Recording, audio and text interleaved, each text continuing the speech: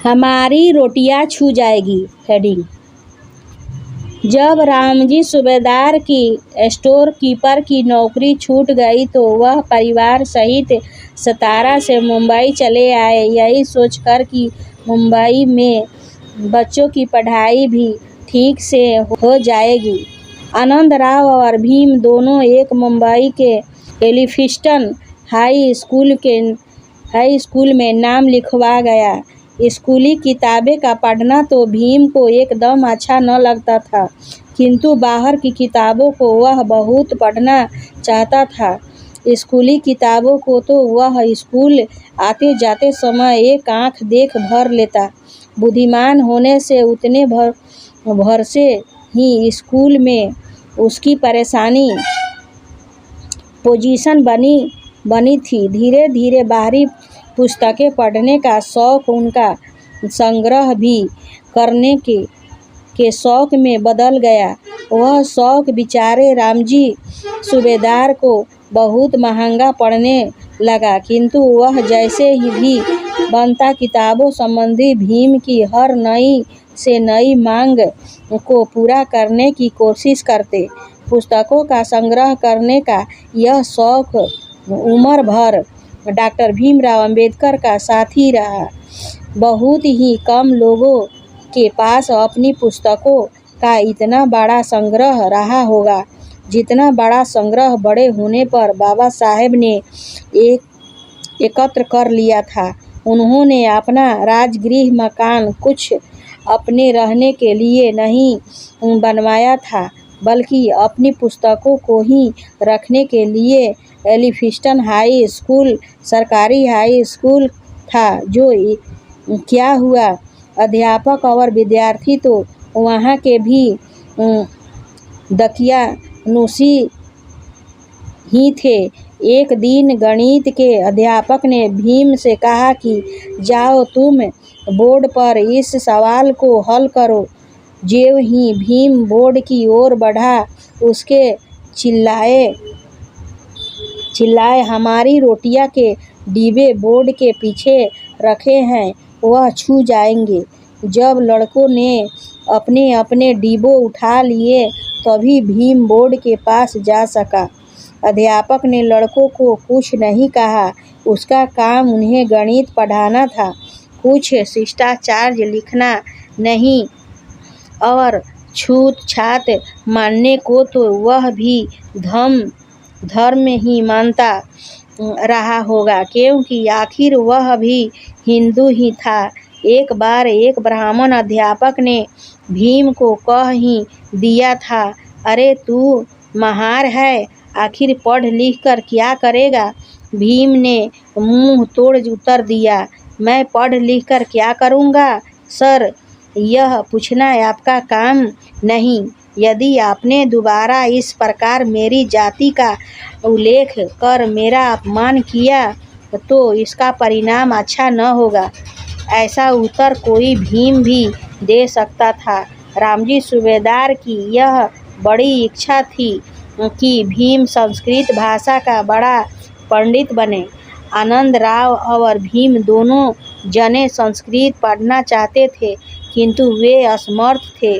संस्कृत पढ़ाने वाले ब्राह्मण पंडित ने साफ साफ कह दिया था, मैं अछूत लड़कों को संस्कृत नहीं पढ़ाऊंगा। ब्राह्मणों को विद्या प्रेमी समझा जाता, किंतु दूसरों को अपनी भाषाएं सीखने न देकर ऐसे ब्राह्मणों ने संस्कृत की जितनी बड़ी कुसेवा की है, इतनी और किसी दूसरे ने नहीं की।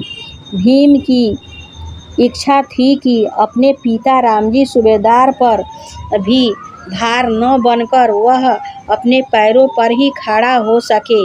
सतारा में रहते समय एक बार उसने स्टेशन पर जाकर कुली का काम भी किया था। इतना ही नहीं, एक बार बम्बई पहुंचकर मिल मजदूर बनने के ख्याल से अपनी बुआ मीराबाई के पैसों की थैली भी चुरा ली थी, किंतु हाय रे भाग्य, उस थैली में सिर्फ एक आध आना ही था। यह हम बता ही चुके हैं कि यद्यपि भीम स्कूली पुस्तकों की पढ़ाई को बहुत महत्व नहीं देता था, किंतु वह बाहरी पुस्तकें बहुत पढ़ता था। ज्ञान कुछ स्कूली पुस्तकों में ही कैद नहीं रहता। हाई स्कूल से छुट्टी मिलते ही भीम पास के एक बगीचे में एक निश्चित स्थान पर जा बैठता और अपनी पुस्तकों में डूब जाता। श्री कृष्णा जी केलुस्कर नाम के एक सदैव अध्यापक का ध्यान भीम की ओर आकर्षित हुआ। उन्होंने भीम से पूछकर उसका सारा परिचय मालूम कर लिया। जब उन्हें मालूम हुआ कि भीम एक अछूत विद्यार्थी है तो वह जितने चकित हुए उतने ही प्रसन्न थी। वह भीम को पढ़ने के लिए अच्छी पुस्तकें देने लगे। अब भीम इतने बड़े हो चले थे कि उन्हें केवल भीम न कहकर भीमराव कहना योग्य बना होगा। सन 1907 में भीमराव ने मैट्रिक परीक्षा उत्तीर्ण की। उन्हें 750 में से कुल 282 नंबर मिले थे, जिनका मतलब था कि वह तीसरे दर्जे में ही उत्तीर्ण हुए। उस समय किसी अछूत विद्यार्थी के लिए यह भी कम बड़ी बात नहीं थी कि उसने मैट्रिक पास कर लिया था।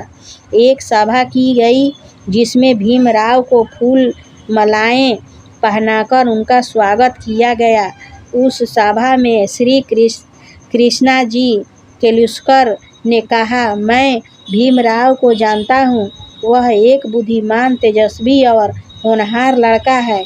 भीमराव को कॉलेज में दाखिला होकर उच्च शिक्षा प्राप्त करनी चाहिए।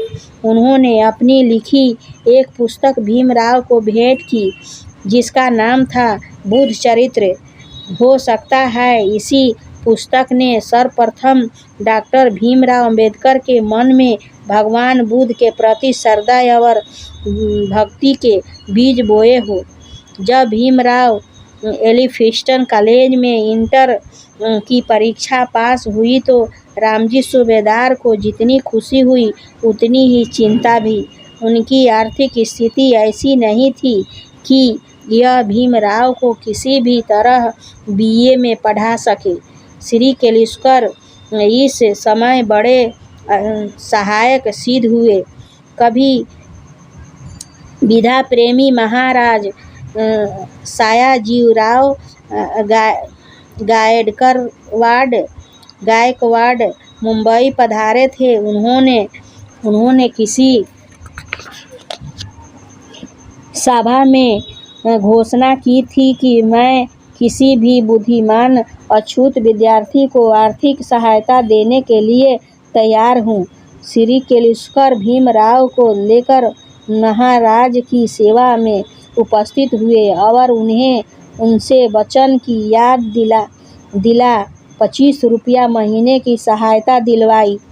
1921 में भीमराव बीए की परीक्षा में भी तीसरी श्रेणी से ही उत्तीर्ण हुए। इसका कारण यही रहा होगा कि यह कॉलेज की पढ़ाई करते समय भी बाहरी पुस्तकें ही अधिक पढ़ते रहे होंगे। कॉलेज में पढ़ते समय भी भीमराव का अछूतपन उनके पीछे लगा रहा। कॉलेज का होटल वाला ब्राह्मण था, वह भीमराव को चाय पानी तक नहीं देता था। डॉक्टर अम्बेडकर का कहना रहा, स्कूल में मुझे पीने के लिए पानी भी नसीब नहीं होता था। मैंने बिना पानी के कई दिन बिताए। बम्बई के एलिफिंस्टन कॉलेज में भी यही अवस्था थी। कहावत है कि राजा का तो आदर अपने ही देश में होता है, किंतु विद्वान की पूजा सर्वत्र होती है। इसके साथ इतना और जोड़ देना चाहिए कि भारत में विद्वान की पूजा तभी होती है जब वह विद्वान तो हो, लेकिन उसके साथ ही अछूत या शूद्र न हो। भारत की जनसंख्या का अधिकांश अछूत और शूद्र ही है। जय भीम, नमो बुद्धाय।